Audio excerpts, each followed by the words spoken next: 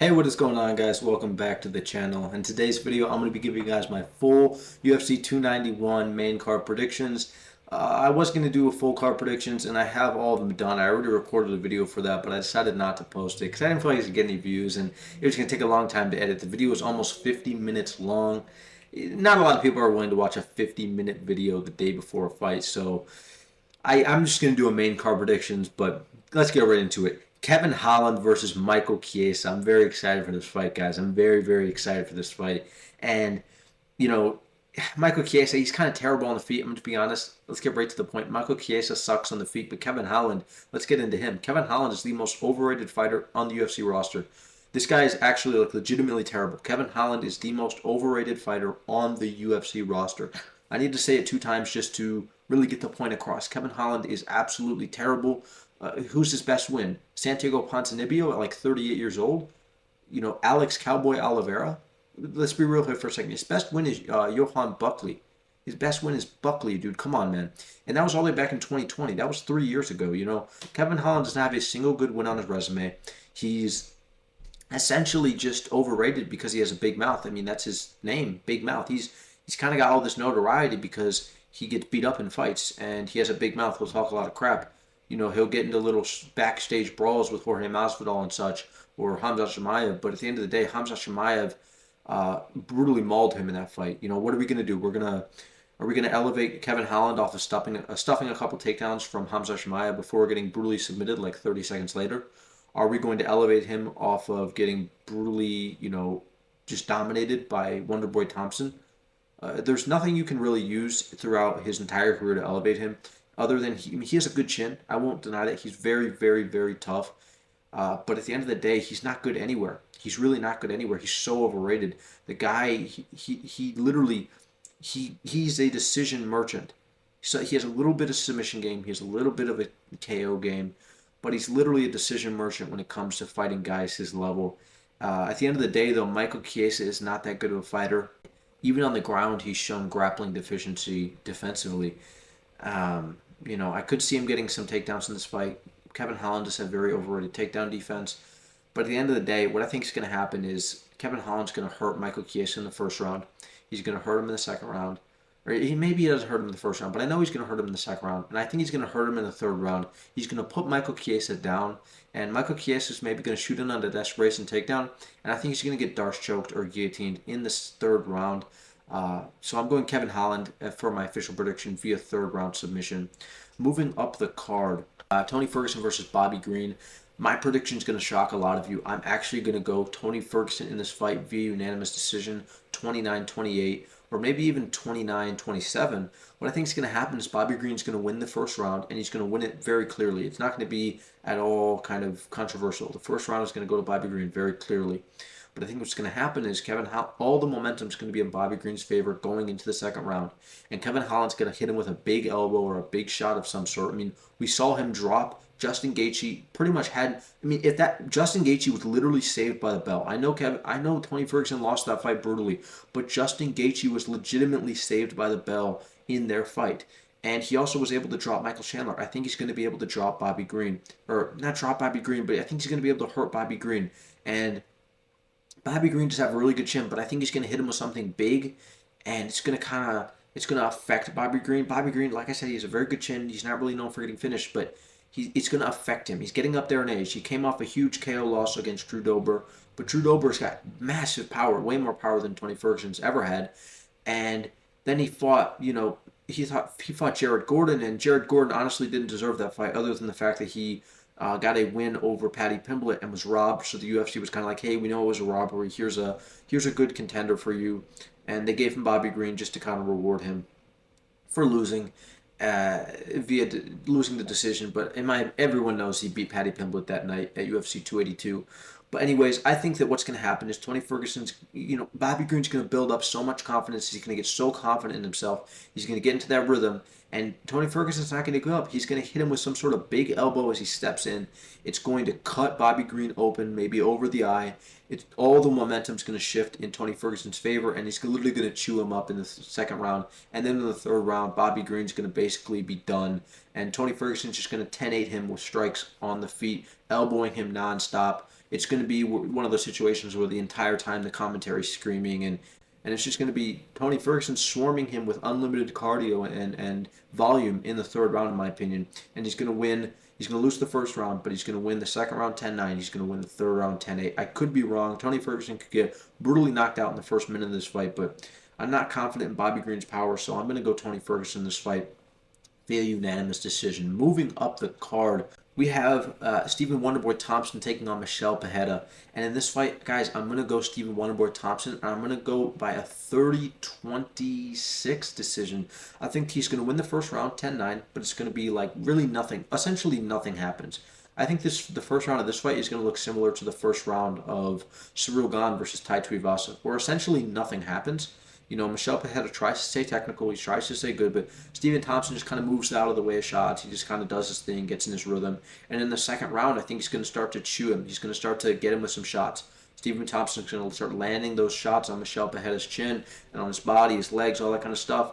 And Michel Pereira, he's going to abandon the technicality. He used to be a super reckless fighter, and he's tried to become more technical. But I think that as Stephen Wonderboy Thompson starts to beat him, he's going to start to go, oh, man, I got to catch him with something. I got to get him. He's going to abandon his technique. He's going to try to fight recklessly, hoping that that's going to be his avenue to victory.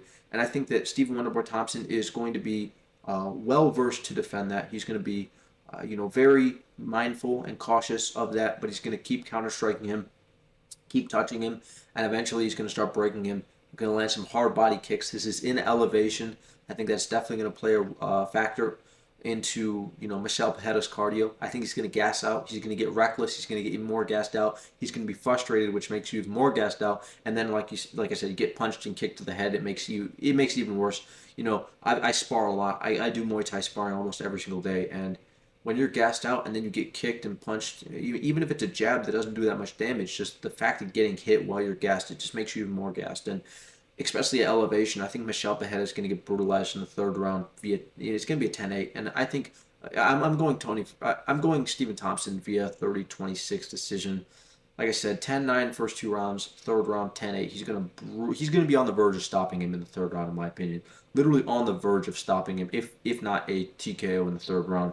Moving up the card, we have Jan Blachowicz taking on Alex Pereira and welcoming him to the light heavyweight division. And my pick's going to shock a lot of you guys. A lot of people are going Jan Blachowicz in this fight, and I'm not honestly surprised by that in the slightest. He's definitely he's a more kind of accomplished fighter in his career. He's been the champion. He's shown how he handles himself against grapplers, against strikers. He's been in the game for a long time, whereas Alex Pereira has not been in MMA for that long. He only has 9 MMA fights in his entire life. A lot of his career has been in kickboxing.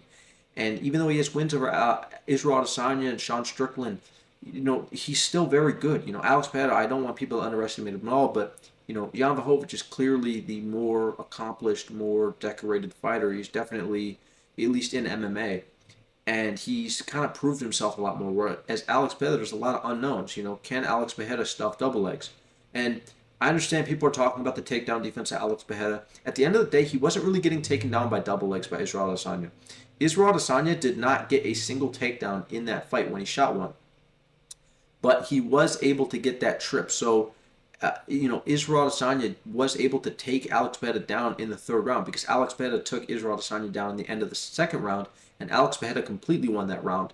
There's no way you can give it to Israel Adesanya. He won the round on the feet, took him down at the end of the second round, got overconfident, tried to shoot a takedown in the third round. Israel Adesanya reversed it and took him down, but then he basically looked like Khabib Nurmagomedov.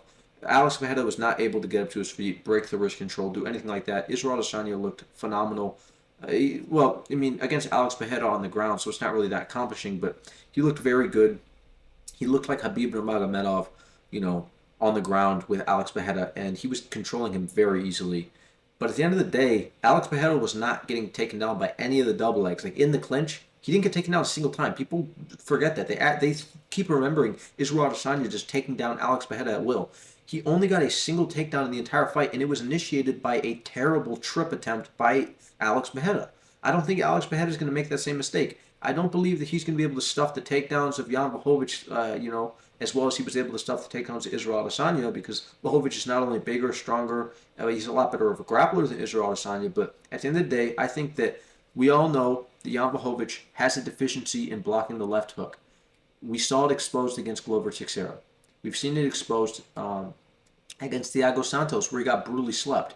And I think what's going to happen is because he knows that his defense for the left hook is bad. He's going to be working on it a lot. He's going to be very worried about the left hook. He's going to be keeping his guard up very high for that left hook. It's going to open up the left hook to the body. I think Alex Pereira is going to hurt him badly to the body with a left hook, and then he's going to go up top of the left hook, put him down, and finish him with ground and pound, kind of standing over him.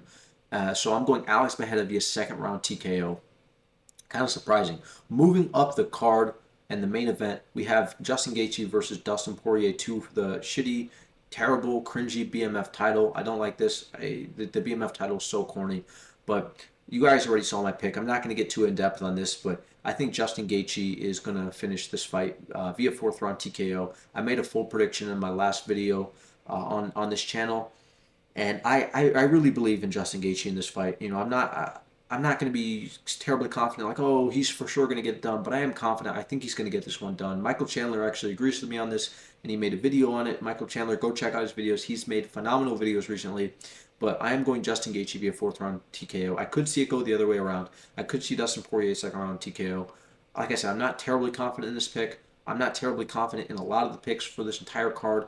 On the main card, I'm a little bit more confident in the majority of my picks, but, you know, at the end of the day, I think that Justin Gaethje is the more improved fighter. I think Dustin Poirier has been relatively stagnant in his career.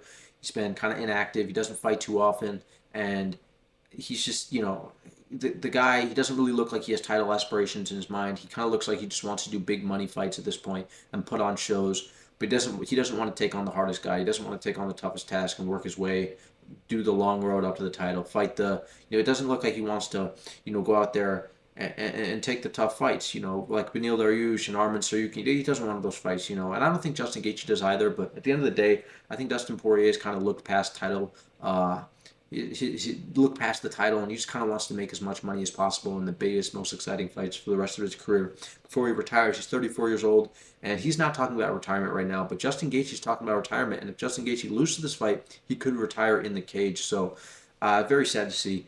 It pains me that there is going to be a loser. I like Justin Gaethje. I like Dustin Poirier. It pains me that there is going to be a loser to this fight, especially if it's Justin Gaethje. It's going to hurt me a little bit more.